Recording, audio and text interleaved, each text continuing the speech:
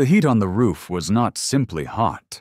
It was a physical weight, a heavy, suffocating blanket of July humidity that tasted like asphalt and defeat.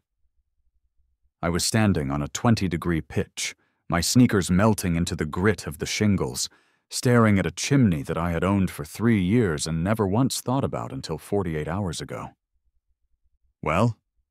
The voice drifted up from the driveway, sharp and piercing, cutting through the thick summer air like a diamond cutter through cheap glass. "Do you see it, Mr. Reynolds? Or do I need to send the drone up?" I wiped a rivulet of sweat from my eye, stinging and salty, and peered through the magnifying glass I had been forced to bring up here. "I'm looking, Mrs. Gable," I yelled back. "I am looking very closely." "Brick 412, she called out. "4th row down from the crown, 3rd from the left. The pointing is acceptable, but the face is problematic." I found the brick. It was a brick. It was red. It was made of fired clay. It had the same texture as the 3,000 other bricks making up the structure. But if I squinted, and I mean really squinted, blocking out the sun and the will to live, I could see what she was talking about. There was a smudge, a slight brownish-maroon discoloration about the size of a quarter near the bottom left corner. It looked like a shadow, or perhaps where a bird had once considered landing but thought better of it. "I see a spot," I admitted, immediately regretting the concession. "A spot?" Her voice went up an octave. "Mr. Reynolds, that is not a spot. That is a blemish. It is a scar on the architectural integrity of Oak Haven. It disrupts the visual continuity of the roof line. From the street, it looks like a missing tooth." I looked down at her. Mrs. Beverly Gable stood in the center of my driveway, safe in the shade of my own oak tree, which she had measured last week to ensure the canopy didn't extend over the sidewalk by more than 12 inches. She was wearing her uniform, a pastel yellow blazer that defied the heat, white capri pants, and a visor that looked like it had been surgically attached to her skull. She held a clipboard against her chest like a shield. "Mrs. Gable," I said, trying to keep my voice level despite the fact that my calves were cramping. "I am 25 feet in the air. I am holding a magnifying glass. I can barely see it from here. There is absolutely no way you can see this from the street without a telescope." She didn't blink. She reached into her oversized purse, a floral monstrosity that probably contained the souls of previous homeowners, and pulled out a pair of binoculars. Not opera glasses. These were tactical, rubberized bird-watching binoculars, the kind you use to spot a rare finch in a dense rainforest, or apparently a slightly dark brick in a suburban chimney. "I assure you, Jack," she said, raising them to her eyes. "It is visible, and it is hideous. It creates a sense of neglect. It suggests that the homeowner does not care. And when one homeowner does not care, property values plummet. It starts with a brick, it ends with cars on blocks in the front yard. We have standards." I sighed, a long, ragged exhale that nobody heard but the pigeons. "Okay, so what do you want me to do? Scrub it?" "Rectify it," she said, lowering the binoculars. "The method is up to you, but you have 7 days from the receipt of the certified letter. If the aesthetic discrepancy is not resolved, the fines will commence. Section 4, 2.1 of the Covenants. Unsightly masonry and exterior blight. And the fine is? $250, she said, checking her watch. Per day, until compliance is achieved. I nearly fell off the roof. Per day? That's extortion. That is the incentive for excellence, she corrected.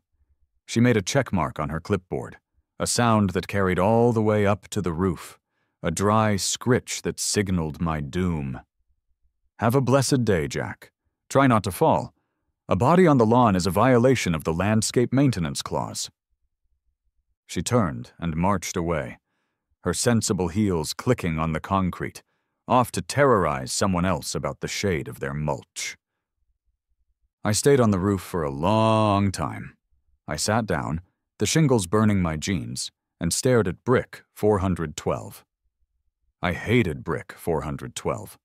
I hated it with a passion usually reserved for people who talk on speakerphone in public bathrooms, but more than the brick, I hated what it represented.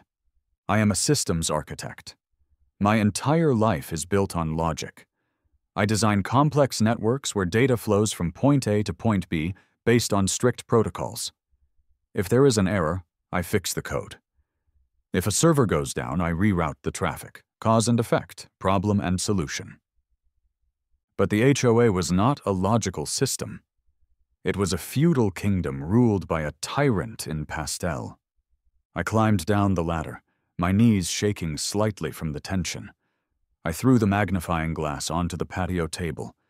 It bounced and hit the glass top with a clatter, and walked into the kitchen. The air conditioning hit me like a physical blessing. My house was my sanctuary. I had bought it 3 years ago, a fixer-upper in a prestigious neighborhood. I had spent 2 years renovating the inside. I had a server room in the basement that rivaled some startups. I had a kitchen with a Viking range I barely used. I had peace. Until Mrs. Gable became president of the board 6 months ago. Since her ascension to the throne, the neighborhood had changed. It was cleaner, yes, but it was the cleanliness of a sterilized operating room. Children stopped playing in the cul-de-sacs because the noise complaints were instantaneous. People stopped washing their cars in their driveways because soapy runoff was deemed unsightly. We were living in a model home display, terrified to touch the furniture. I walked into my office and picked up the letter. It sat on my desk like a grenade. Notice of violation. Re. 742 Evergreen Terrace. Violation. Exterior. Masonry discoloration. It included a photo. The photo was grainy and zoomed in so far it looked like a satellite image of Mars. A red circle had been drawn around the brick in Sharpie. I sat down in my Aeron chair and rubbed my temples. $250 a day. That was $1,750 a week. That was $7,500 a month. That was bankruptcy in 6 months. She knew I couldn't pay that forever. She didn't want the money. She wanted the win. She wanted me to crawl. I'm a guy who usually follows the rules. I pay my taxes. I drive the speed limit, mostly. When the HOA said my trash can had to be out of sight by 6 p.m., I built a bespoke enclosure for it. When they said my grass couldn't be over 3 inches, I hired a service. I was the model citizen, but this? This was insane. I grabbed my phone and dialed the number for Classic Chimney Sweeps. I had found them on Google. They had 4.8 stars. Classic Chimney, this is Dave, a gruff voice answered. Hey Dave, my name is Jack Reynolds. I have a weird request. I need a chimney cleaning, but not the inside. Not the inside? Dave sounded confused. You want me to clean the outside, like pressure wash it? No, not pressure wash. I have a specific brick. It has a spot. My HOA is threatening to fine me unless I make it look like the other bricks. There was a silence on the line. A long, heavy silence that I knew meant Dave was rolling his eyes. 1 brick? 1 brick. Brick 412, apparently. Dave sighed. Buddy, I charge $150 just to show up, plus labor. I'll pay double if you can come tomorrow, I said. I'm on a clock here. I'll be there at 8 a.m. I spent the rest of the day in a low-level panic. I paced the house. I went outside 3 times to look at the chimney. I walked to the sidewalk. I walked to the neighbor's yard. I walked across the street. From the street, the chimney looked like a chimney. You couldn't see the brick. You just couldn't. I realized then that she must have been patrolling with the binoculars. She must walk the streets at dawn, scanning the rooftops for imperfections like a sniper looking for a target. The thought made my skin crawl. The next morning, Dave arrived. Dave was a man built of soot and muscle. He looked like he had been born in a flue. He climbed out of his van, looked at my house, and spat on the ground. I hoped Mrs. Gable wasn't watching. Spitting was probably a $50 fine. "All right," Dave said, hauling a ladder off his rack. "Show me the offender." I pointed up. "4th row down. You'll need to get close." Dave went up. He had a bucket of acid wash, a wire brush, and a scraper. I watched him from the bottom of the ladder, shielding my eyes against the morning sun. He spent 20 minutes up there. I could hear the scritch, scritch, scritch of the wire brush. Then I heard him stop. Then more scrubbing. Then a pause. "Hey!" Dave yelled down. "Yeah? Is it coming off?" "No," Dave said. "It ain't soot." "What is it?" "It's the brick," Dave yelled. "It's iron oxide. It's baked into the clay. This happens sometimes. When they fire the bricks in the kiln, some get hotter than others. This one just toasted a little more. It's not dirty, it's just that color." My heart sank. "Can you bleach it?" "I can try," Dave said. "But I'm telling you, you're going to weaken the mortar if I go too hard. And if I bleach it, it might turn pink. Do you want a pink brick?" "No," I said. "Do not give me a pink brick. She will execute me." "Tell you what," Dave said. "I'll give it a light acid wash. It might brighten it up a shade, but that's all I can do without destroying the masonry." "Do it." He worked for another 20 minutes. When he came down, he was covered in red dust. "It's clean," he said, wiping his hands on a rag. "Cleaner than the Pope's laundry, but it's still darker than the others, because that's the color of the brick." I handed him a check for $300. "Dave, can you write me an invoice? Can you write on it that the brick is clean and the color is natural?" Dave shrugged. "Sure." He leaned on the hood of his van and scribbled on a carbon copy pad. "Invoice, exterior cleaning, brick face scrubbed, color is intrinsic to material, iron oxide, cannot remove without replacing structure, brick is clean." "Thanks, Dave." "Good luck, buddy," Dave said, climbing into his van. "You're gonna need it. My sister lives in an HOA. They fined her for having a wreath on her door in February. Said it was out of season. People are nuts." He drove away, leaving me with a piece of paper and a sinking feeling. I waited 2 days. I didn't want to call her too early and look desperate. On the 3rd day, Thursday, I texted Mrs. Gable. "Jack, Mrs. Gable, the masonry maintenance has been performed. Professional cleaning complete. Please inspect." She didn't reply. She just showed up. It was 5 p.m. I was cooking dinner, or trying to. I was making stir-fry, chopping vegetables with a little more aggression than necessary. The doorbell rang. It wasn't the friendly ding-dong of a delivery driver. It was a long, sustained press. Bzzzt! I walked to the door, knife still in hand. I put it down on the foyer table, realizing that opening the door holding a chef's knife might be interpreted as hostility. I opened the door. Mrs. Gable was there. She was wearing a different blazer today, powder blue. "I received your text," she said without preamble. "I have performed the reinspection." "And?" I asked, hope fluttering in my chest like a trapped bird. "It's better, right?" She sighed. It was a sigh of profound disappointment, the kind a mother gives a child who just failed a coloring contest. "Jack," she said softly, "it is actually worse." "How?" I demanded. "How is it worse? He scrubbed it." "Exactly," she said. "Now the brick is clean, but the mortar around it is bright white. It highlights the darkness of the brick. It frames the imperfection. Before, it was a smudge. Now, it is a target." I stared at her. I felt the blood draining from my face and pooling in my feet. "You have to be kidding me." "I never kid about curb appeal," she said.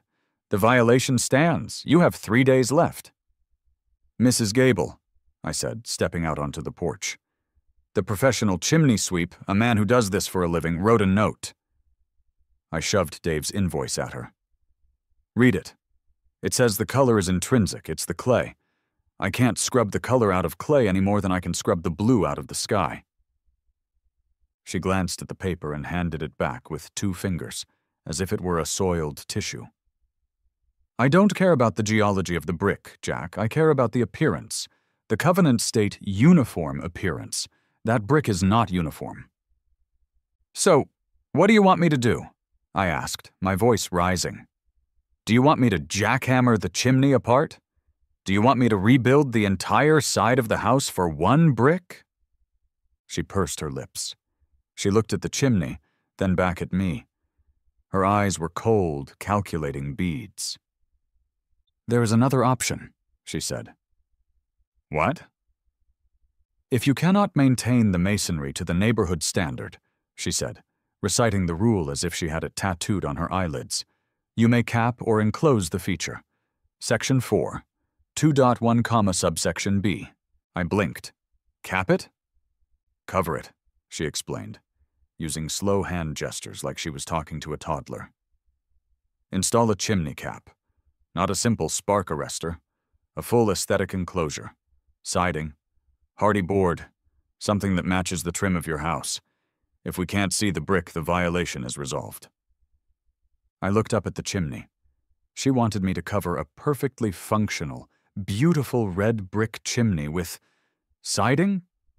She wanted me to wrap it in plastic because of 1 dark spot? That will cost thousands, I said. And I have a fireplace, a wood-burning fireplace. If I cap it with siding, I can't use it. You can convert to electric, she suggested helpfully. They have lovely LED fireplaces now, very realistic, and no pollution. I like my fireplace, I said through gritted teeth. Well, she said, smoothing her blazer, you have a choice. Live with a non-compliant brick and pay the fine, which will increase to $500 a day after 30 days, by the way, or cap it and be done with it. We just want the neighborhood to look nice, Jack. Why is that so hard for you to understand? Why do you want to be the difficult one? The difficult one. That was the phrase that did it. I stood there, looking at this woman who had dedicated her golden years to making people miserable over varying shades of mulch and garbage can placement. She looked at me with pity. She thought she had won. She thought she was the immovable object, and I was just another weak force that would break against her. She thought I was going to fold. She thought I was going to buy a nice electric fireplace insert and wrap my chimney in beige vinyl and thank her for the privilege. Something in my brain shifted. It was the same feeling I got when I found a backdoor in a secure system, a cold, sharp clarity. Okay, I said. She blinked. Okay? Okay, I repeated. My voice was calm, eerily calm. You're right, Mrs. Gable. The brick is hideous. I can see that now. It really does bring down the property value. I should have seen it sooner. She smiled. It was a victory smile, tight and smug. I'm glad you're seeing reason, Jack. It takes a big man to admit when he's wrong. I'll cap it, I said. I'll cover the whole top of the chimney. You won't see a single brick. I'll make it match the shutters. Black, sleek, modern. Black would be acceptable? She nodded. Very chic. But, I added, I will need to ensure the house is still ventilated. You know, for mold and moisture. She waved her hand. As long as it meets code, I don't care what you do with the vents, just hide the brick. Understood, I said. I'll get a contractor out here immediately. I'll have it done by the weekend. Excellent, she said. I knew you were a team player, Jack. I'll make a note in the file. Homeowner agrees to remediation plan. She turned to leave. Oh, Mrs. Gable? I called out. She stopped and turned back. Yes? You're having that brunch on Saturday, right? The aesthetic appreciation brunch? Yes, she beamed. In my garden. The roses are spectacular this year." "I bet they are," I said. "I'll try to have the work done by then, so the neighborhood looks perfect for your guests." "That would be lovely," she said. She walked away. I went back inside and closed the door. I locked it. I leaned my back against the wood and slid down until I was sitting on the floor. I started laughing. It wasn't a happy laugh. It was the laugh of a man who has just decided to burn the bridge while he is still standing on it. I stood up and walked to my office. I sat down at my computer. I didn't open my work email. I didn't open my bank account. I opened the HOA bylaws PDF. I hit CTRL+F. I typed in smoke. Section 7.3, Nuisance Emissions. No owner shall permit the discharge of smoke, ash, noxious fumes. I typed in ventilation. Section 8.1. Homeowners are permitted and encouraged to perform regular testing. Temporary visual discharges resulting from such maintenance. I smiled. Then I opened a new tab. I typed in commercial fog machine high output. I wasn't going to buy a little party fogger. I wasn't going to buy the kind you use for a high school dance. I clicked on a link for a theatrical supply company in New York. The Viper 3000. Designed for firefighter training and stadium concerts. Output 40,000 cubic feet per minute. Warning: do not use in enclosed spaces without respiratory gear. It was perfect. I added it to the cart. Then I scrolled down to the fluid. Dense fog fluid, long hang time, 100% water-based, non-toxic. I ordered 50 gallons. The total came to nearly $2,000 with overnight shipping. I clicked purchase. Mrs. Gable wanted me to cap the chimney. She wanted me to hide the brick. She didn't care about the ventilation, as long as it met code. Well, I was going to ventilate. I was going to ventilate so hard that they'd see it from the International Space Station. I picked up my phone and scrolled through my contacts until I found Big Mike. Mike was a general contractor I had used for the basement. He was expensive, he was loud, and he had a deep, abiding hatred for authority figures. I hit dial. "Yeah?" Mike answered. He sounded like he was eating gravel. "Mike, it's Jack Reynolds. Do you have time for a rush job tomorrow?" "Depends," Mike said. "What is it?" "I need you to cap my chimney," I said. "But there's a catch." "What's the catch?" "I need you to turn my attic into a cannon." The Viper 3000 arrived on a Friday morning, delivered by a FedEx driver who looked like he was reconsidering every life choice that had led him to my front porch. The box was not small. It was the size of a dishwasher and reinforced with heavy-duty staples and packing straps. The driver, a guy named Gary whom I knew well enough to exchange nods with, dropped it on my porch with a heavy thud that vibrated the floorboards. "What is in there, Mr. Reynolds?" Gary asked, wiping sweat from his brow. "Lead bars? Dumbbells?" "Atmospheric equipment, Gary," I said, signing the digital pad. "Atmospheric? Like a weather station?" "Something like that," I smiled. "I'm predicting a heavy fog front moving in tomorrow morning."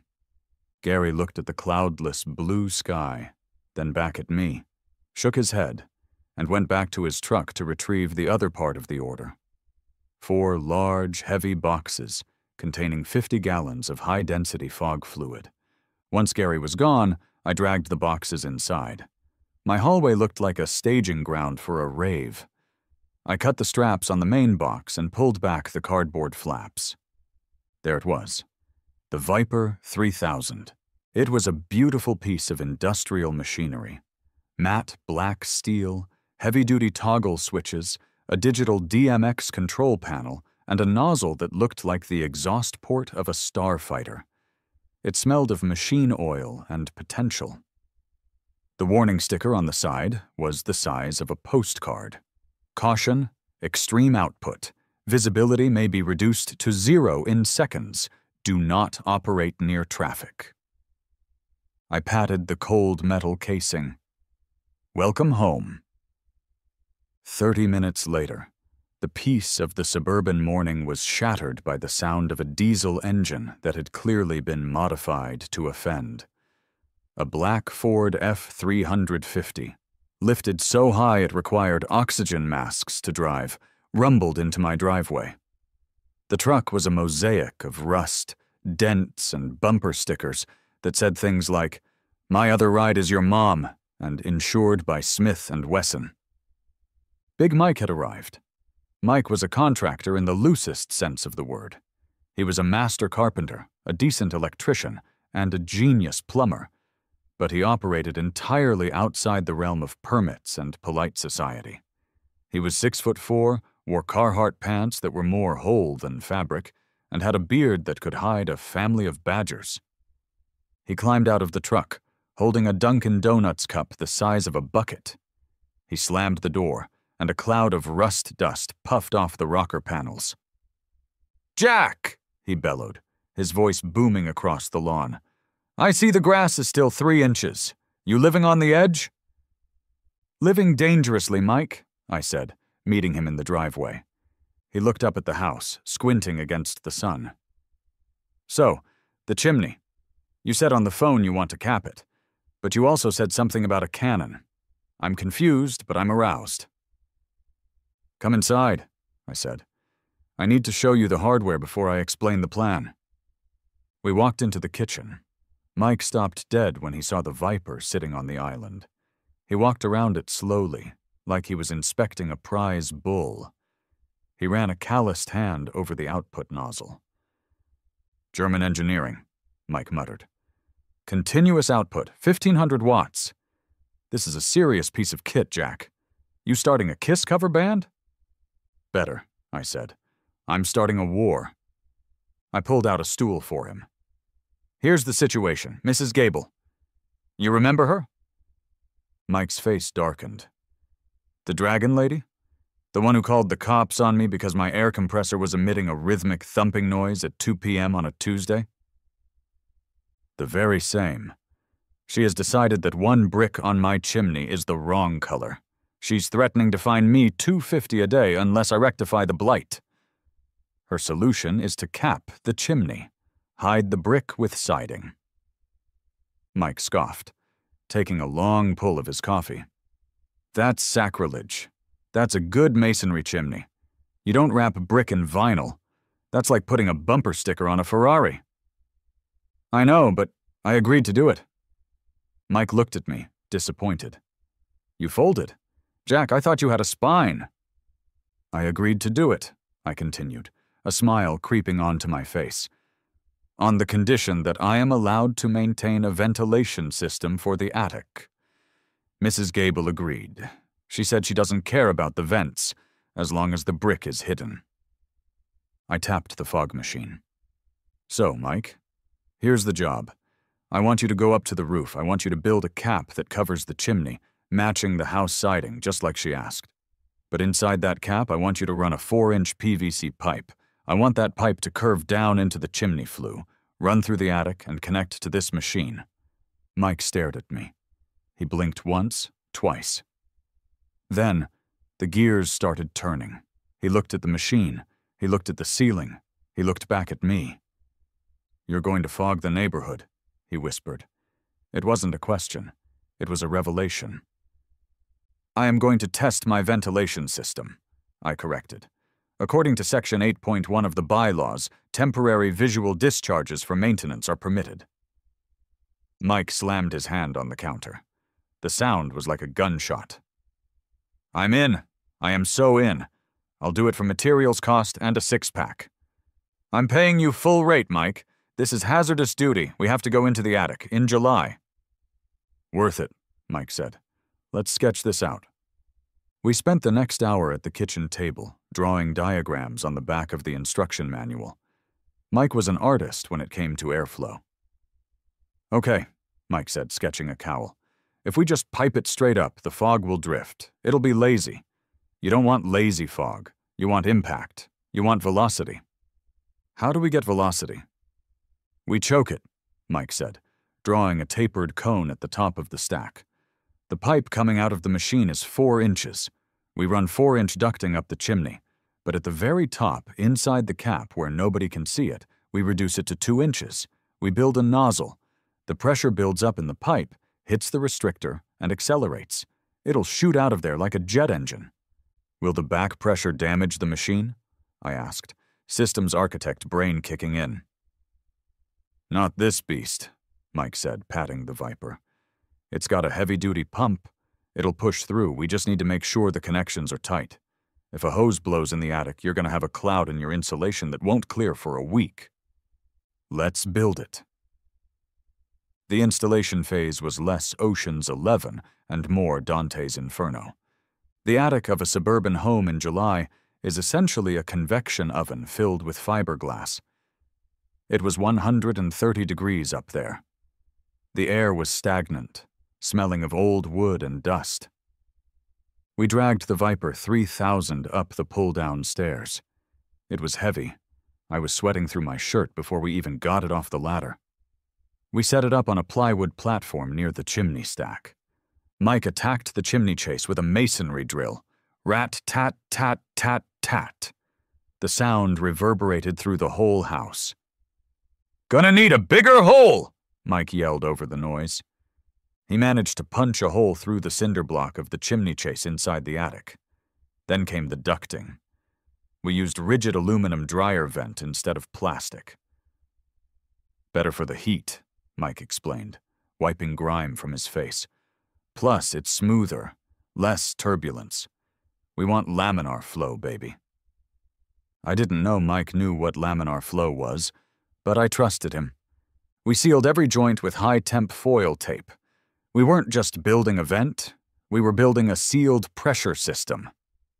Then, Mike went up to the roof. I stayed in the attic to feed the pipe up to him. I could hear him stomping around above me. "Sending the liner down!" he yelled. A flexible steel liner snake dropped down the flue. I grabbed it, wrestled it into the rigid elbow we had installed, and clamped it down. "Secured," I yelled. "Copy that! Building the containment unit now!" For the next 2 hours, I listened to the sounds of Mike sawing and hammering on my roof. He was building the cap. He used hardy plank siding, painting it a matte black to match the shutters. From the street, it would look like a decorative architectural feature, a modern, tasteful chimney cap. Inside, it was a housing for the nozzle. I climbed down from the attic to get water. I was dehydrated, covered in fiberglass itch, and exhausted. But I was running on adrenaline. I went outside to check Mike's progress. He was standing on the ridge of the roof, silhouetted against the blinding sun like a cowboy. "How's it look?" he called down. I walked to the street. I looked up. The offensive brick was gone. In its place was a sleek, black box capping the chimney. It looked good. It looked expensive. Mrs. Gable would be thrilled. "It's perfect, Mike," I yelled. "It's remarkably cohesive." "That's what I aim for," he yelled back. "Cohesion." He climbed down around 4 p.m. We were both wrecked. We sat on the tailgate of his truck, drinking Gatorade. "We need to test the electrical," Mike said. "That machine draws 15 amps. If you run it on the same circuit as your attic fan or lights, you'll pop the breaker. And you do not want the breaker popping in the middle of the performance." "I have a dedicated line," I said. "I ran a 20-amp circuit up there last year for my server backups. It's on its own breaker." "Good man," Mike nodded. "You tech guys are paranoid. I like it." We went back inside. It was time for the dry run. Or rather, the wet run. We climbed back into the sauna, the attic. I poured a gallon of the high-density fluid into the tank. It was a clear, slightly viscous liquid. I plugged the machine in. The fan whirred to life. The heating element began to tick as it warmed up. The digital display counted up the temperature.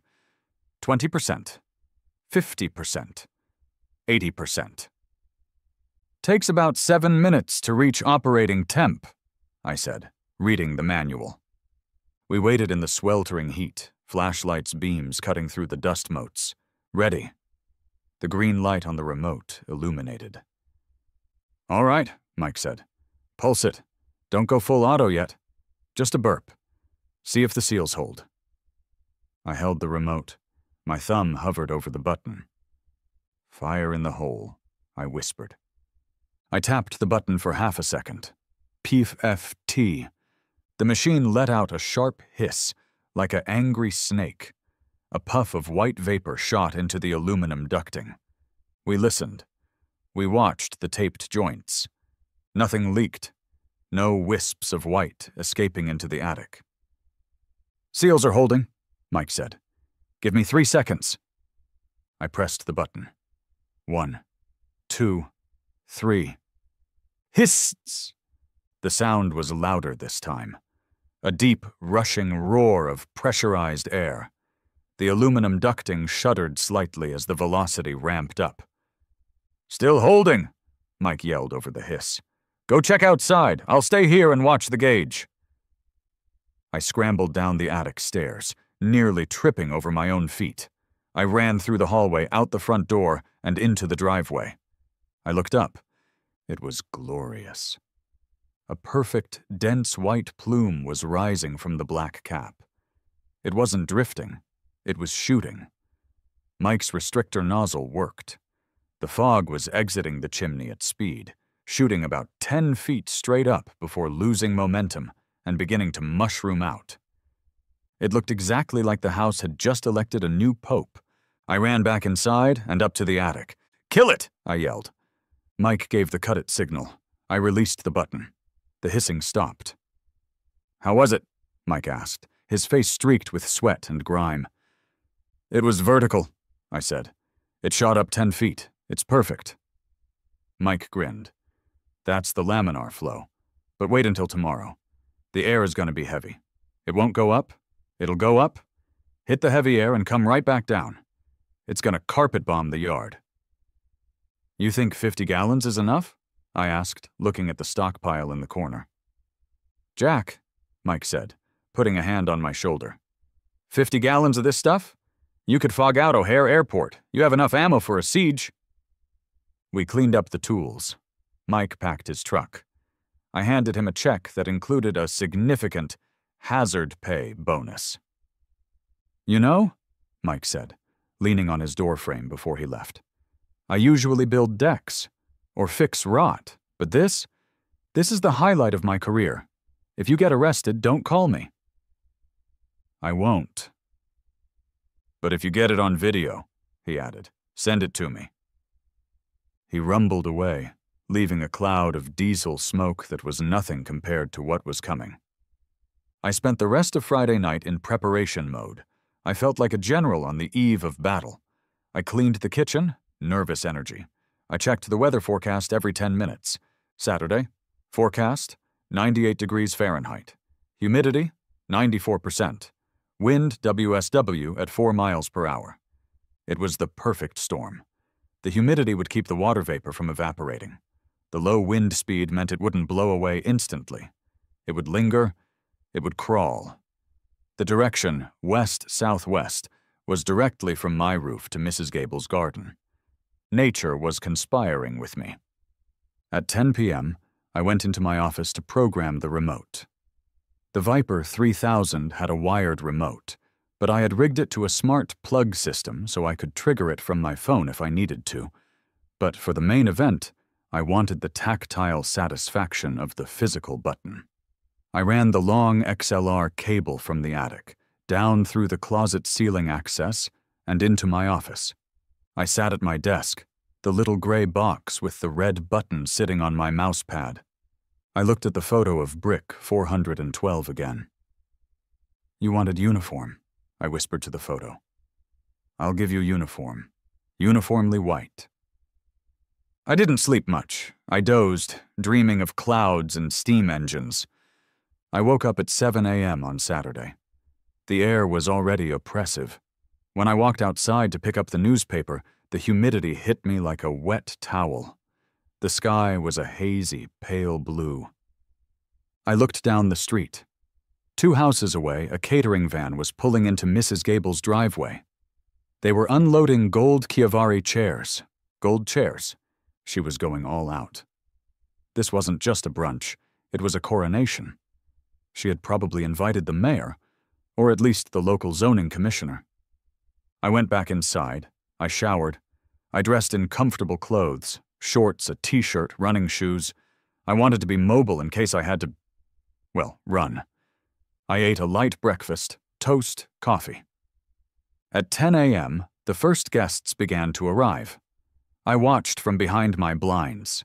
It was a parade of beige SUVs and pristine sedans. The women wore floral dresses and large hats. The men wore polo shirts tucked into khaki shorts with braided leather belts. It was the uniform of the suburban elite. They gathered in the front garden. Mrs. Gable was in her element. She was pointing at her hydrangeas. She was pointing at her perfectly edged walkway. She was pointing at my house. I saw her gesture towards my roof. She nodded approvingly. She was telling them about her victory. She was telling them how she forced the unruly bachelor to cap his ugly chimney. She was taking a victory lap on my property line. I went up to the attic one last time. The machine was cold. I flipped the main power switch. The fan hummed. I watched the temperature display rise. El heat or Eddie? I checked the fluid line. The tank was topped off. The pickup tube was submerged. "Don't fail me now, Viper," I said. I went back down to my office. I had a clear line of sight through the window. At 11 a.m., everyone was seated. The caterers were pouring mimosas. There were about 30 people. A decent crowd. Mrs. Gable stood up at the head of the main table. She tapped a spoon against her glass. Ting, ting, ting. The crowd quieted. "Friends, neighbors," she began. Her voice carried clearly in the still, heavy air. "Thank you for coming to celebrate the beauty of Oak Haven. We work hard to maintain our standards. It isn't always easy. Sometimes we have to make difficult decisions, but looking around today, seeing the harmony of our street, I think we can all agree it is worth it." She raised her glass. "To perfection." "To perfection," the crowd echoed. I put my hand on the red button. "To ventilation," I whispered. I pressed it. The first 5 seconds were silent. The machine had to push the vapor through 20 feet of ducting. I saw Mrs. Gable bring the glass to her lips. Then I saw the shadow. It started on my lawn. A massive, shifting shadow that wasn't caused by a cloud in the sky. It was caused by the cloud on my roof. The first billow of fog rolled off the eaves of my house. It was thick, opaque. It looked solid, like a glacier made of wool. It tumbled down the roofline, hit the gutter, and poured over the edge like a waterfall in slow motion. It hit the ground and bounced, spreading outward in a radial wave. Mrs. Gable paused. She lowered her glass. She looked at my house. The second wave hit. This one was larger. The machine was up to full pressure now. The cannon effect was working. It was blasting the fog high into the air, where it stalled and fell, adding to the rolling mass on the ground. The wind caught it. The wall of white began to move. It crossed my driveway. It consumed my mailbox. It flowed through the picket fence, separating our yards like water through a sieve. One of the guests, a man in a pink polo, pointed. "Is that smoke?" Mrs. Gable squinted. "Jack?" she said, her voice uncertain. The fog accelerated. It hit the property line. I held the button down. I didn't pulse it. I didn't modulate it. I gave it 100% output. The fog rolled over Mrs. Gable's prize-winning petunias. They vanished. It rolled over the catering table. The waiters disappeared. "Oh my God!" a woman screamed. "Fire!" Mrs. Gable stood up, knocking her chair over. "What is happening?" The fog hit the main table. It was spectacular. One moment there was a garden party. The next, there was only the mist. I couldn't see the guests anymore. I could only hear them. "I can't see my hand." "Don't breathe it, it might be toxic." "Grab the quiche, save the quiche." The panic was immediate and total. People were scrambling away from the fire. But in the zero-visibility whiteout, they were running into each other, into trees, into the catering van. I heard the distinct crash of china breaking. I heard Mrs. Gable screaming, "My roses! My beautiful roses!"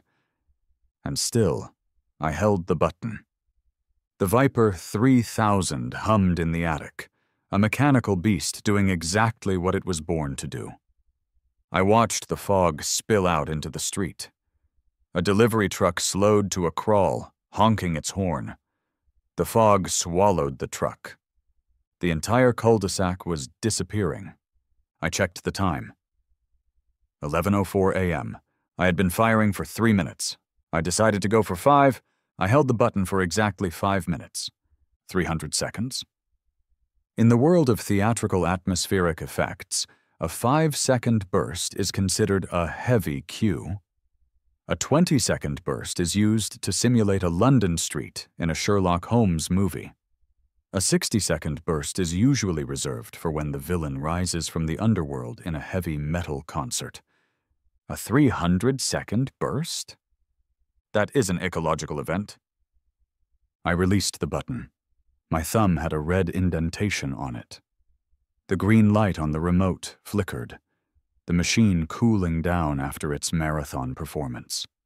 I could feel the vibration in the floorboards slowly dying away. The great beast in the attic finally resting, but the silence inside the house was not matched by the silence outside. I took off my headphones. The sound of Ride of the Valkyries faded, replaced by a cacophony that was muffled, confused, and deeply satisfying. I stood up, walked to the kitchen, and grabbed a cold bottle of water.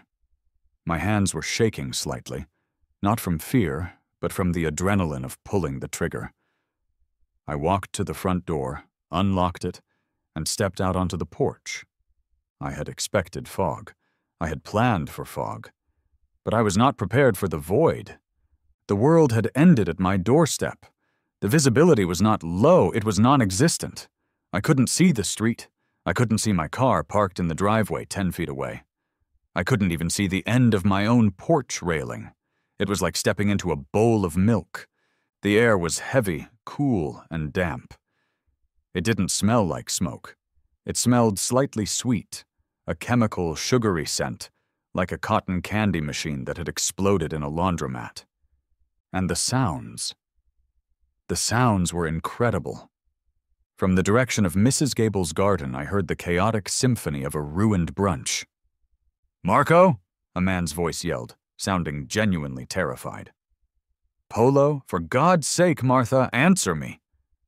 "My eyes! It's in my eyes!" a woman shrieked. Note: the fluid is perfectly pH balanced and harmless to eyes, but panic is a powerful hallucinogen. "The quiche is down. I repeat, the quiche is down." I sat down on the porch swing. It creaked. I took a sip of water and waited. I didn't have to wait long. First came the sound. The wail of sirens. Not one, but several. Mrs. Gable hadn't just called the police. She had clearly called the entire emergency infrastructure of the county. The sirens grew louder, piercing the white blanket. Then, the lights. Usually emergency lights are sharp, stabs of red and blue. But in this density, the lights diffused. The entire cloud turned a pulsing, rhythmic pink, then violet, then pink again. It was like living inside a disco ball. A heavy diesel engine roared nearby, then the hiss of air brakes. A fire truck. It had stopped right in front of my house, I assumed. I couldn't actually see it. Doors slammed. Heavy boots hit the pavement. "Dispatch, Engine 4 is on scene," a voice crackled over a radio, sounding surprisingly close. "We have, heavy smoke conditions. Visibility is 0. Cannot locate the structure. Repeat, cannot locate the structure." "Is it wood smoke?" another firefighter asked. "Negative, no smell, no heat signature, it's cold smoke, very dense." "Hello?" I called out. My voice seemed to disappear instantly into the cotton. "Who's there?" the firefighter shouted back. "Call out again, we're coming to you." "I'm on the porch," I yelled. "Watch the step." 2 shapes materialized out of the white. They looked like spacemen.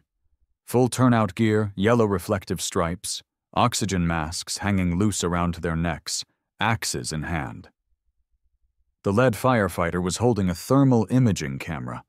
He stopped at the bottom of the porch stairs, looking at the camera screen, then at me. "Sir?" he asked, his voice muffled by the damp air. "Are you the homeowner?" "I am," I said calmly. "Jack Reynolds." "Sir, you need to evacuate.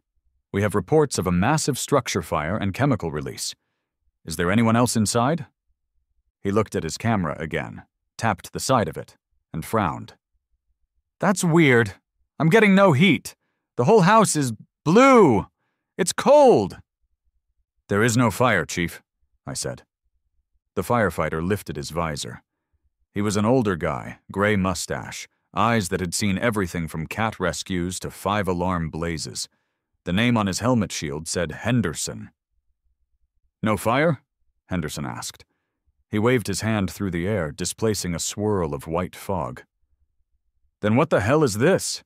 The whole neighborhood looks like a scene from Silent Hill." "It's water vapor," I said. "Glycol and distilled water, non-toxic, non-flammable." Henderson stared at me. He looked at the fog, which was still rolling thick and heavy off the roof eaves like a slow-motion avalanche. He looked back at me. "You did this?" "I'm testing my ventilation system," I said. "Your ventilation system?"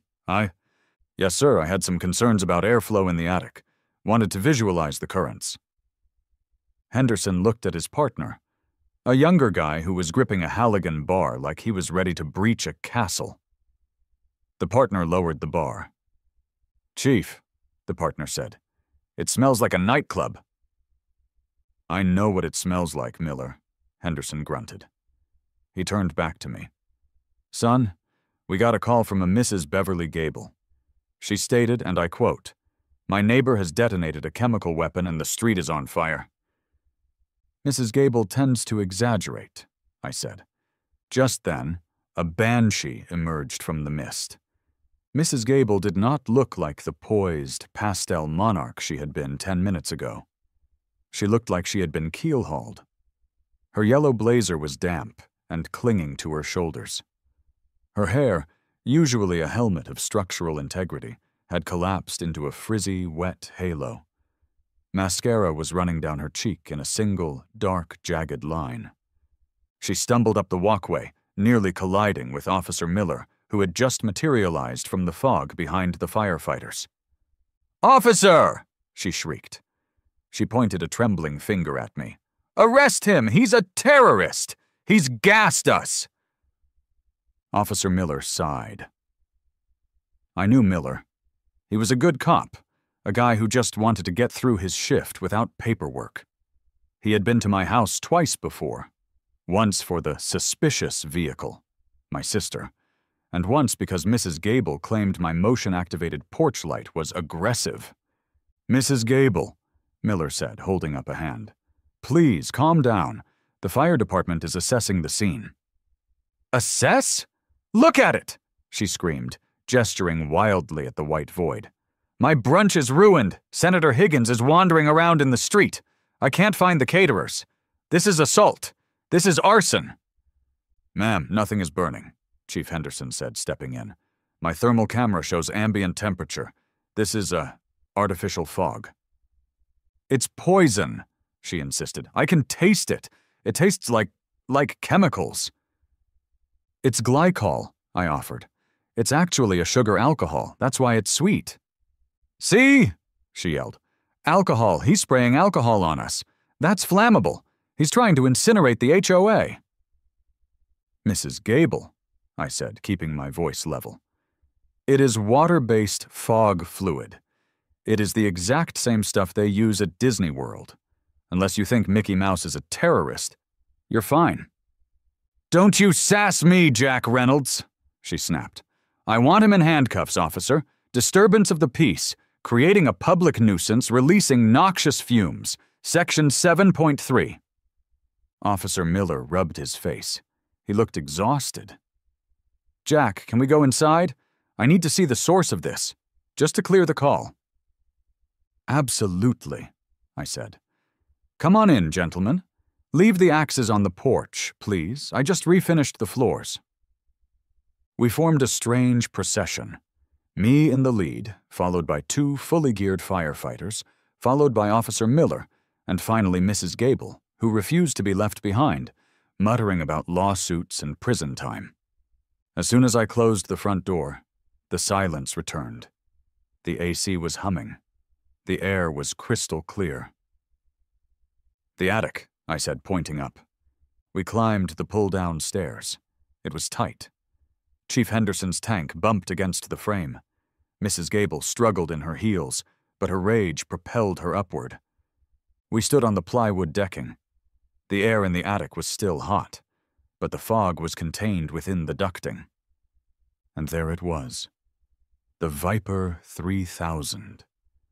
It sat on its pedestal like a dark altar.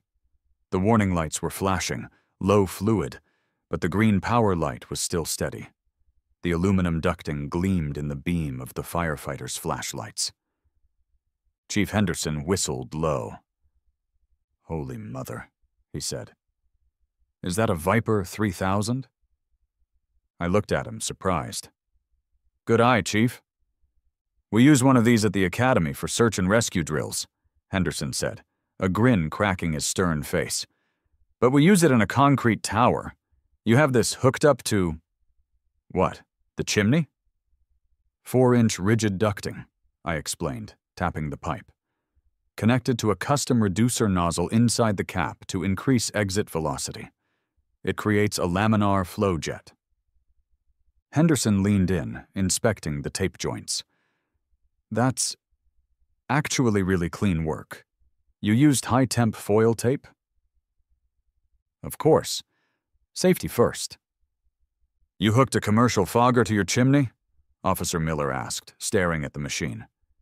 "Why, Jack? Just why?" "Because of the bylaws," Mrs. Gable interjected, squeezing past a firefighter to glare at the machine. "He's doing this to mock me. He's doing this because I made him cap his ugly chimney." "Mrs. Gable is partially correct," I said. "I did cap the chimney, per her orders, but I was concerned that capping the chimney would restrict the airflow from the house, leading to mold or moisture buildup. So I installed a forced air ventilation system." "A fog machine is not a ventilation system," she screeched. "It moves 40,000 cubic feet of air per minute," I corrected. "Technically, it's the most powerful ventilation system in the county." "Is it illegal?" Officer Miller asked, looking at the chief. Henderson shrugged. He looked at the machine again. "It's not a fire hazard. The fluid is non-flammable. The electrical is that a dedicated 20-amp circuit? "Yes, sir," I said. "Wiring looks up to code," Henderson admitted. "He's not burning anything. He's not releasing toxins. It's annoying as hell, and I'm gonna have to fill out a mountain of paperwork explaining why we rolled 3 engines for a stage effect, but it's not arson." "Hey!" Mrs. Gable looked like she was going to have a stroke. Her face turned a shade of red that clashed violently with her blue blazer. "Nuisance!" she shouted. "It's a nuisance, the noise, the visual blight. He blinded a senator, you have to shut him down." "Well," Miller said, scratching his head, "we can ask him to turn it off. Jack, can you turn it off?" "It is off," I said. "The cycle is complete. The fog outside? That's just hanging around. It's a very humid day." "He'll do it again!" she yelled. "I know he will. Look at that stash." She pointed to the corner where 3 more unopened boxes of fluid sat stacked like ammunition. "Are you planning to do it again, Jack?" Miller asked. I leaned against a rafter. I crossed my arms. This was the moment, the pivot point. "Officer," I said, "I have a strict maintenance schedule. This machine has complex internal seals. If I don't run it regularly, the seals dry out.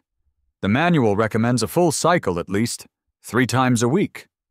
"3 times a week?" Mrs. Gable shrieked. The sound was so high-pitched I thought the attic light bulb might shatter. Maybe 4, I mused. Depends on the humidity, and I really need to test it at night, to check the thermal dissipation rates. You can't, she yelled. I forbid it. The HOA forbids it. Actually, I said, pulling a folded piece of paper from my back pocket. I had been carrying it around for 3 days, waiting for this exact moment. The HOA permits it. I unfolded the paper. It was a printout of the bylaws. Section 8.1, I read aloud, my voice echoing in the small space. Maintenance of systems. Homeowners are permitted and encouraged to perform regular testing and maintenance of all HVAC, plumbing, and ventilation systems. Temporary visual discharges resulting from such maintenance are permitted. I looked at Mrs. Gable. And Section 7.3, I continued, nuisance emissions. It lists smoke, ash, noxious fumes, and offensive odors. It does not list water vapor. In fact, if you ban water vapor, you'd have to ban boiling pasta, and dryer vents, and breathing on a cold day. Mrs. Gable snatched the paper from my hand. She read it. Her eyes darted back and forth. Her hands were shaking. This is a perversion of the rules, she whispered. This is malicious compliance. It's just compliance, I said. I capped the chimney, Mrs. Gable. You can't see the brick. You got what you wanted. I just need to make sure my house breathes. Chief Henderson let out a snort. He covered it with a cough, but I saw the smile. He looked at Mrs. Gable, then at the machine, then at me. He knew exactly what was happening. He was a guy who dealt with rules and regulations all day. He recognized a masterclass in bureaucratic warfare when he saw one. Ma'am, Henderson said, he's got you on the code. Technologically speaking, he's in the clear. And legally, well, that's a civil matter, not a police matter. You're leaving, she gasped. You're just going to leave him here with his weather machine? I can't confiscate a fog machine, ma'am, Officer Miller said, unless he uses it to rob a bank or blind a pilot. It's his property. We all filed back downstairs. The mood had shifted. The panic was gone, replaced by a tense, heavy standoff. We walked out onto the porch.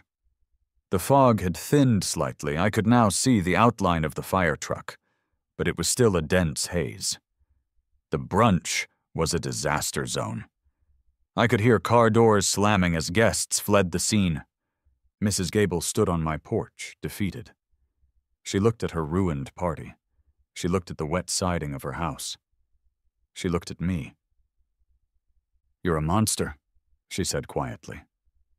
I'm a homeowner, I said. I just want to be left alone, Mrs. Gable.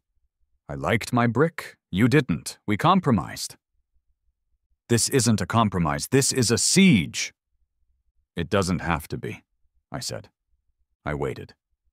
I let the silence stretch. Officer Miller and Chief Henderson lingered by the stairs, sensing that a deal was about to be cut. They were the witnesses to the treaty. What do you mean? She asked, narrowing her eyes. I can stop the testing, I said. I can find alternative ways to maintain the seals.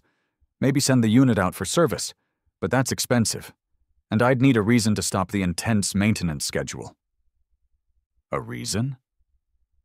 Like, for example, I said, looking at my fingernails, if the chimney was declared a non-issue, if, hypothetically, the HOA decided that the brick was historic or architecturally significant, and therefore exempt from all future aesthetic changes.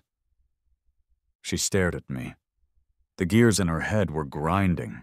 She looked at the fog machine fluid boxes in the hallway. She looked at the nightmare awaiting her in her garden. She looked at the prospect of this happening 3 times a week. You want an exemption, she said flatly. I want a permanent variance, I corrected. Signed, dated, notarized, stating that my chimney, in its current state, uncapped, brick exposed, spot and all, is fully compliant and exempt from all future fines or modification orders. And if I sign? Then the fog machine goes into storage, I said, and the testing stops, today. She looked at Officer Miller. Is this extortion? Miller shrugged. Sounds like a negotiation to me, ma'am. She looked at Chief Henderson. I'd sign it, Henderson said, checking his watch. Unless you want Engine 4 parked in front of your house every Tuesday.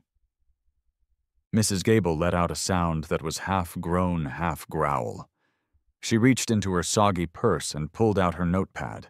It was wet. The ink ran. I don't have the official forms, she snapped. I do, I said. I reached into the umbrella stand by the door, where I had stashed a clipboard before the police arrived, and produced a document. I had typed it up the night before. Agreement of permanent variance and exemption regarding 742 Evergreen Terrace.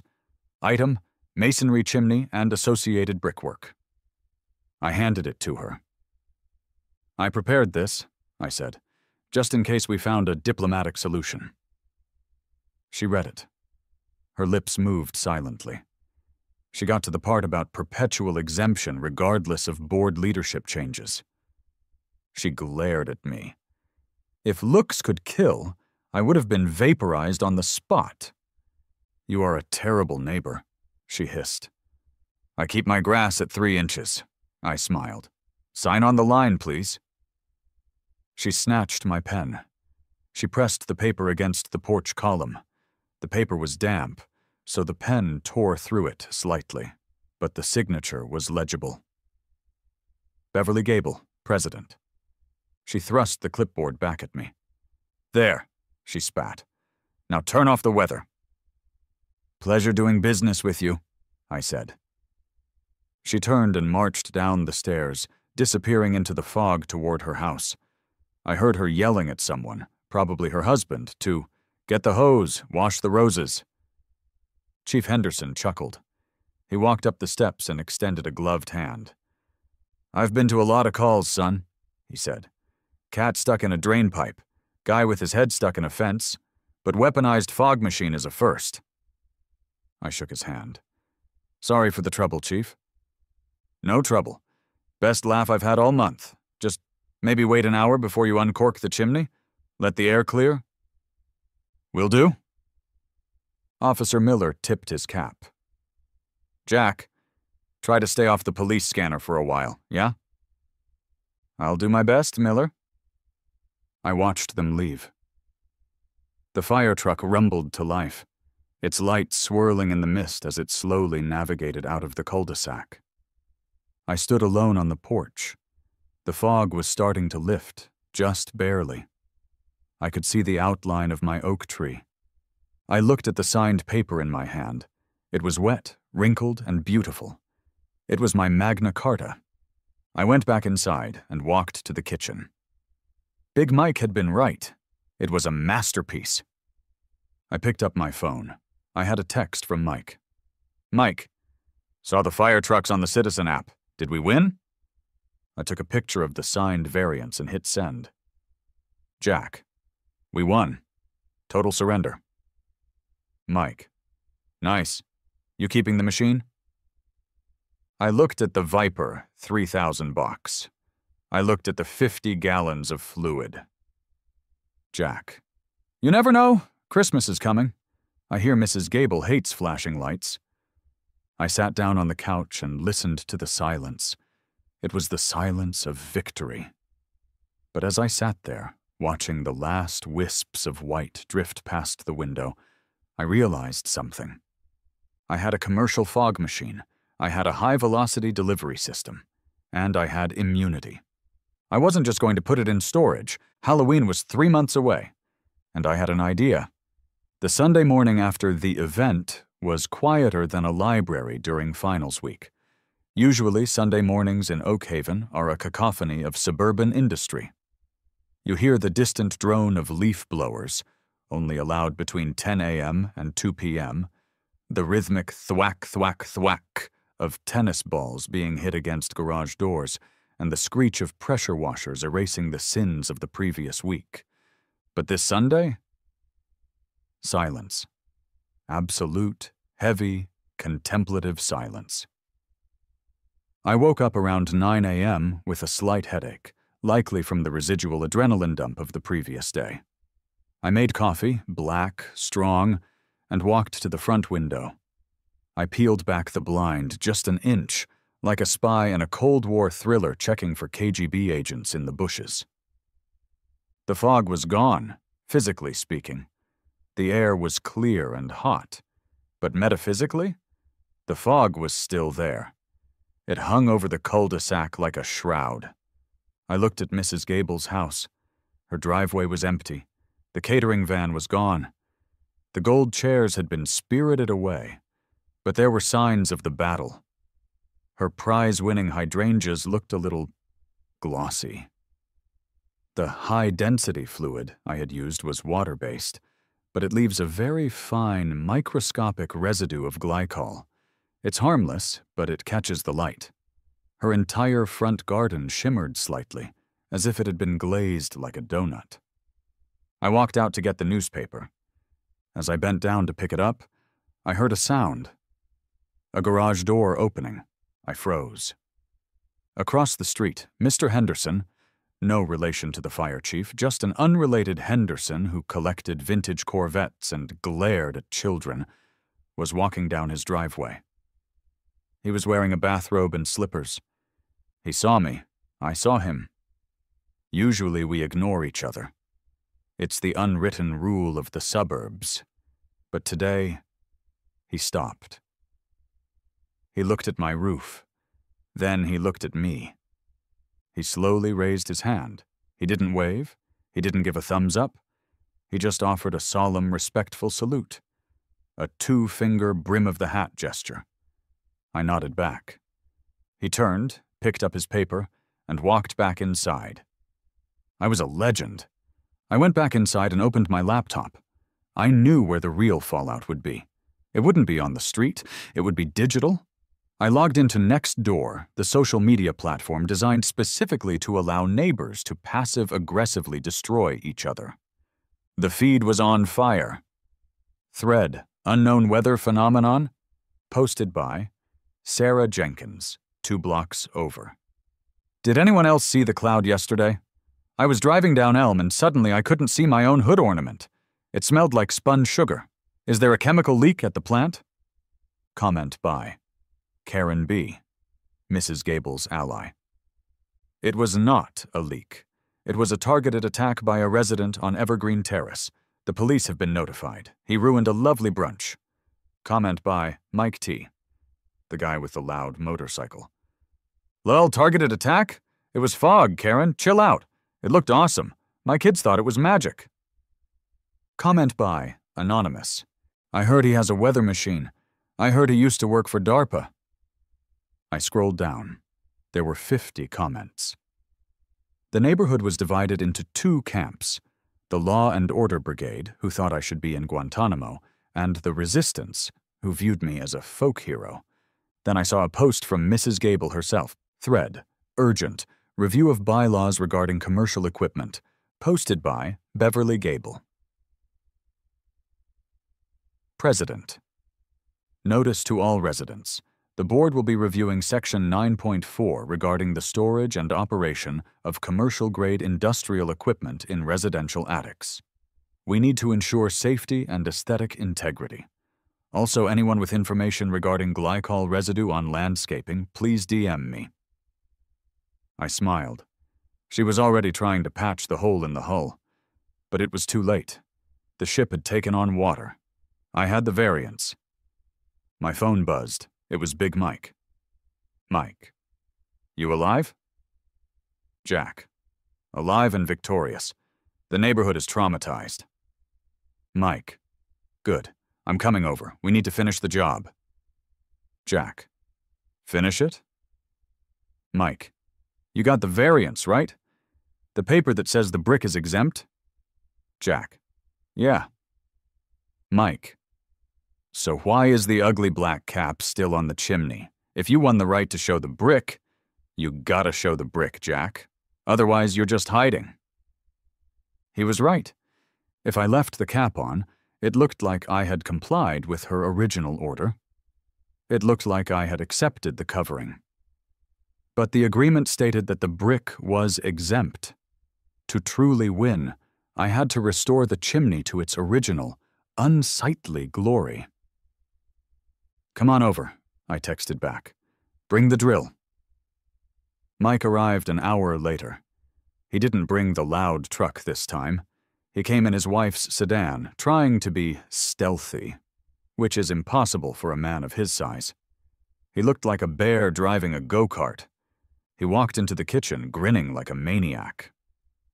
"I saw the next-door thread," Mike said, grabbing a donut from the box I had bought. "They're calling you the Fog Father." "I prefer the architect," I said. "So, what's the plan? We ripping it down?" "We are," I said. "But we have a logistical problem. If we rip down the cap, we lose the mounting point for the nozzle. And while I have the variance, I don't want to dismantle the cannon. I want to keep it dormant, just in case." Mike chewed his donut thoughtfully. "Okay, so we need a stealth install. We take off the big black siding box. We reveal the brick. But we keep the PVC liner inside the flue. We just terminate it lower. Maybe hide the nozzle behind the chimney pot?" "Can we do that?" "Jack, after what we did yesterday, we can do anything. We're gods of airflow." We went up to the roof. It was another scorcher, but I didn't mind the heat today. I felt invincible. Mrs. Gable's curtains twitched as soon as we set the ladder up. She was watching. Of course she was watching. Mike climbed up first with the impact driver. ZZZT, ZZZT. He started backing out the screws holding the black, hardy board cap in place. "Careful," I said from the bottom of the ladder. "Don't drop it on the residue-covered hydrangeas." Mike pulled the first panel off. He handed it down to me, then the second, then the third. Slowly, the chimney was revealed. The red clay, the mortar. And there, in all its glory, was brick 412.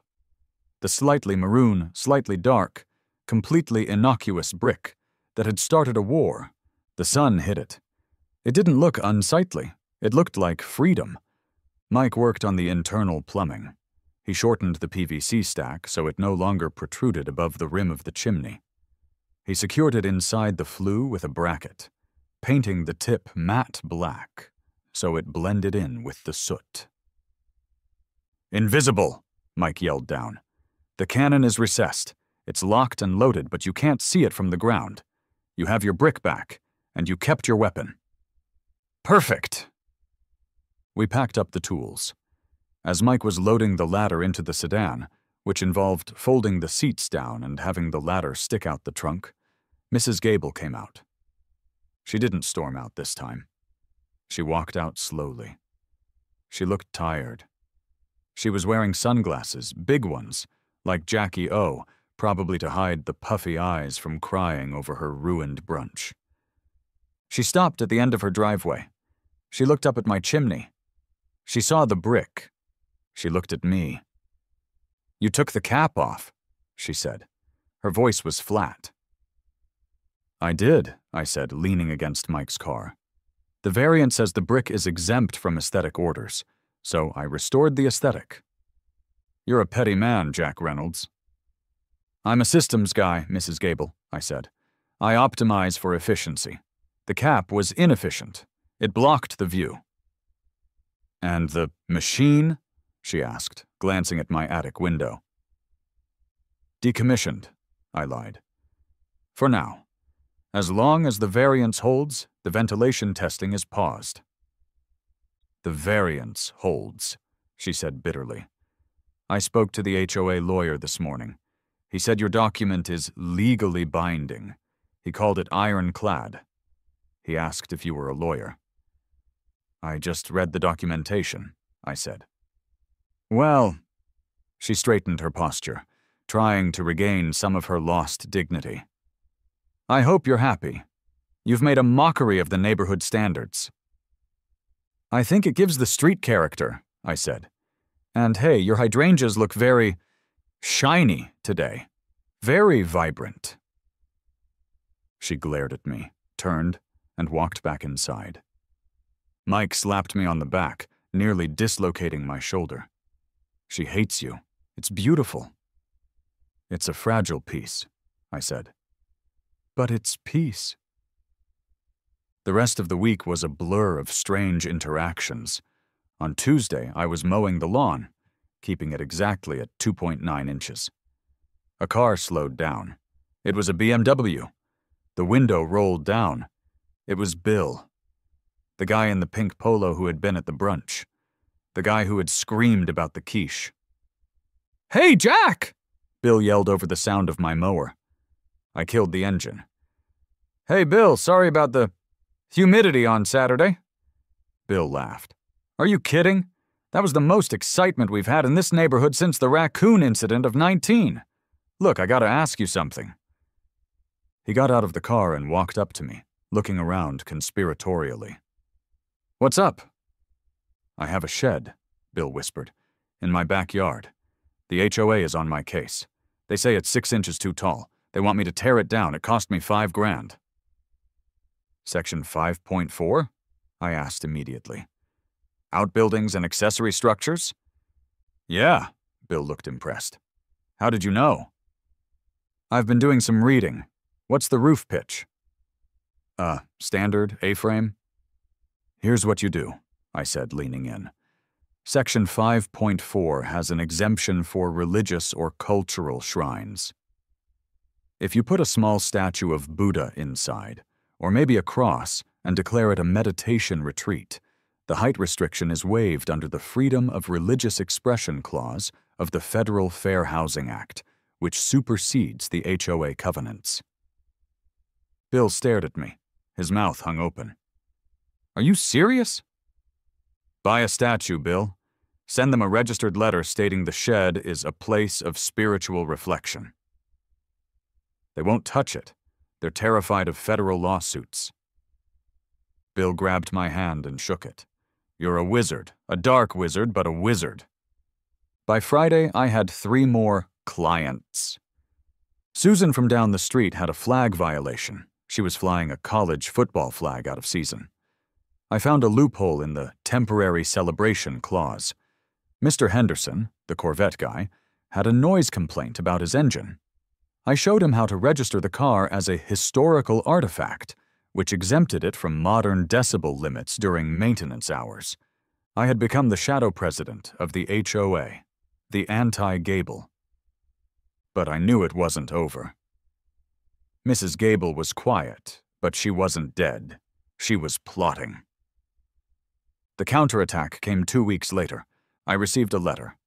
Not a fine. A summons to the monthly board meeting. Agenda Item 4. Review of hazardous materials storage in residential zones. She couldn't get me on the brick. She couldn't get me on the fog because of the variance. So she was going after the fluid. She was going to try to claim that storing 50 gallons of glycol was a fire code violation. I prepared for battle. I printed out the material safety data sheets. MSDS for the fog fluid. Flashpoint? None. Toxicity?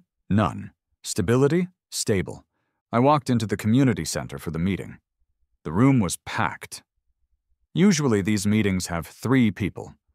Mrs. Gable, the treasurer, and someone complaining about dog poop. Tonight there were 40 people. The resistance had turned out. Mrs. Gable sat at the head table. She looked nervous. She banged her gavel.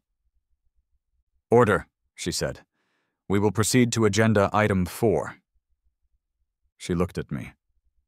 "Mr. Reynolds," she said, "it has come to the board's attention that you are storing large quantities of industrial chemical agents in your home.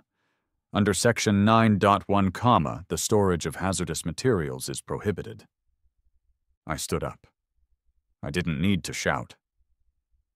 The room was dead silent.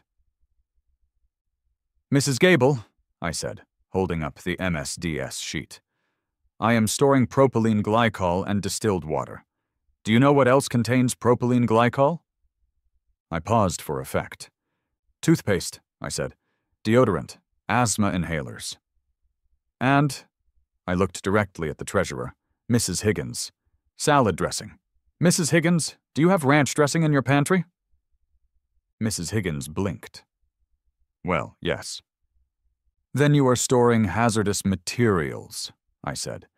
If you ban my fog fluid, you have to ban Mrs. Higgins' salad dressing, and Mrs. Gable's hairspray, which is actually flammable, unlike my fluid. A murmur of laughter went through the room. This is different, Mrs. Gable snapped. You have drums of it. I have 4 boxes, I said, and I have the fire chief's report from the incident. I held up another paper. Chief Henderson's incident report states, no fire hazard detected. Materials are safe. Are you disagreeing with the fire chief, Mrs. Gable? Are you qualified to overrule the fire marshal? She opened her mouth, then closed it. She looked at the crowd. She saw the faces. They weren't nodding along with her anymore. They were grinning. They were enjoying the show. Motion to dismiss agenda item 4, Bill, the shed guy, shouted from the back. Seconded, yelled Mr. Henderson. Mrs. Gable looked defeated. She banged the gavel weakly. Motion carried. I sat down. The meeting ended. As people filed out, shaking my hand, Mrs. Gable approached me. You think you're very smart, she said. I think I just want to live in my house, Beverly, I said, using her first name for the first time. It felt like a power move. The fog, she said quietly. It really was disruptive. You have no idea how hard it was to get that residue off the windows. I can imagine, I said. It's persistent stuff, high density. You're not going to use it again, are you? She asked.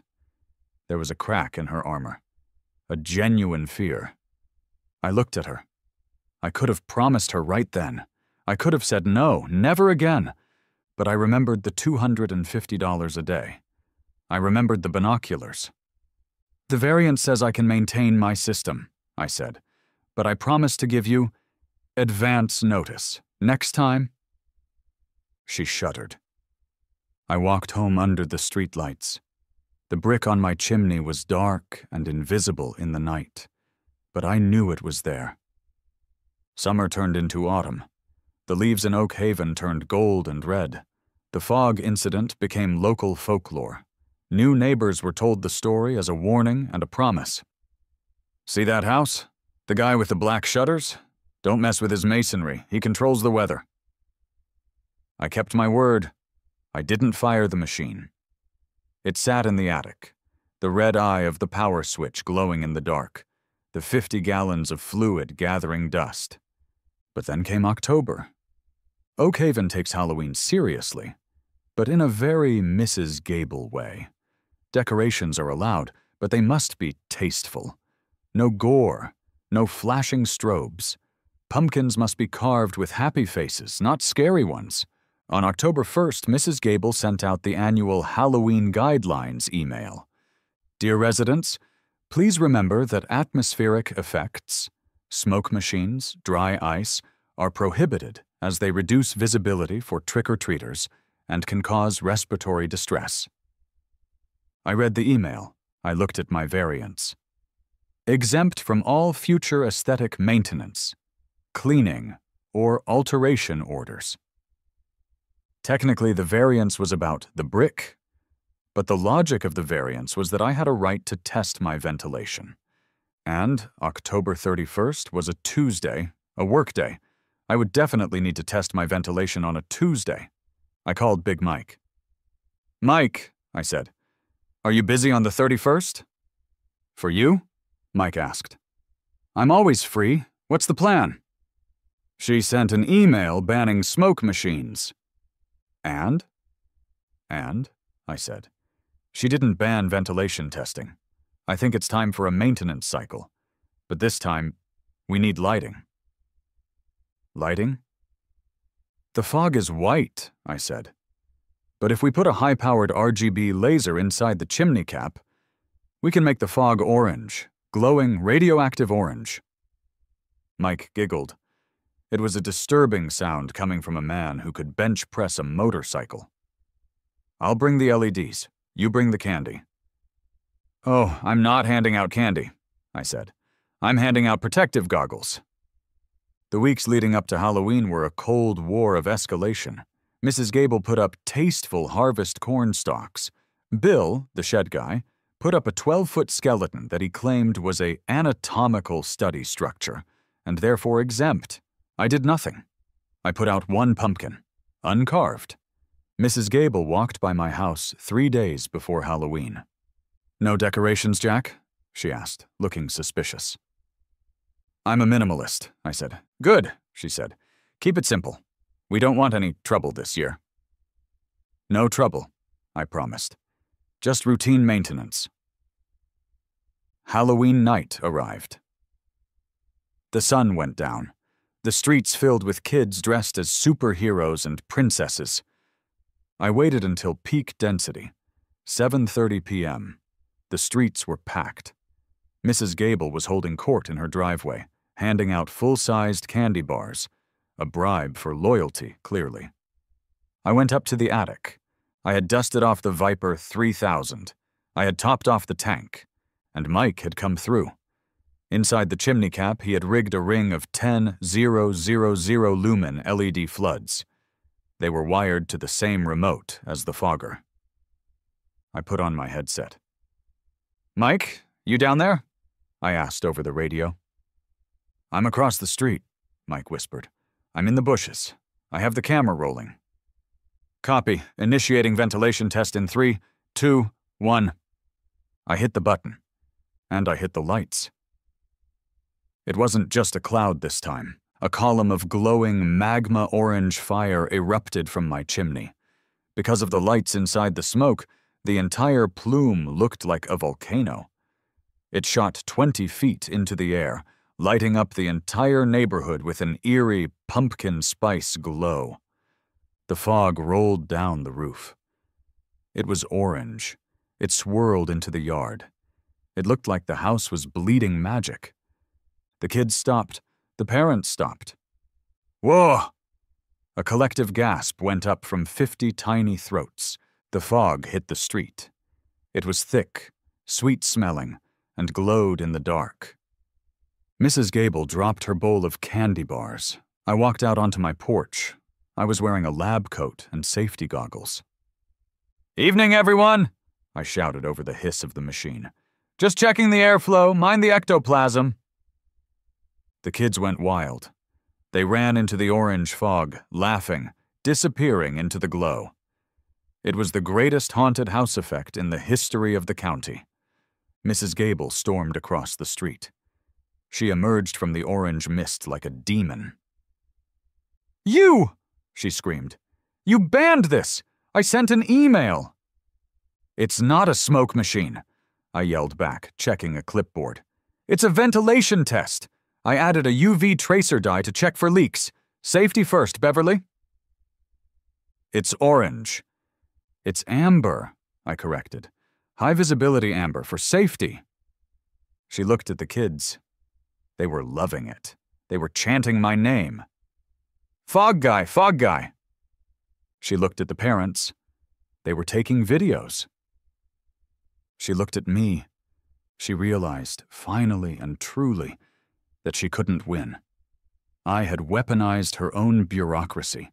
I had captured the hearts of the youth, and I had a variance that made me untouchable. She sighed, a long, defeated sigh that expelled the last of her fighting spirit. Can I have a pair of goggles? She asked. I smiled. I reached into my pocket and pulled out a spare pair. Here you go, Madam President. She put them on. She looked ridiculous. Happy Halloween, Jack, she mumbled. Happy Halloween, Beverly. I let the machine run for an hour. The entire neighborhood smelled like cotton candy for a week.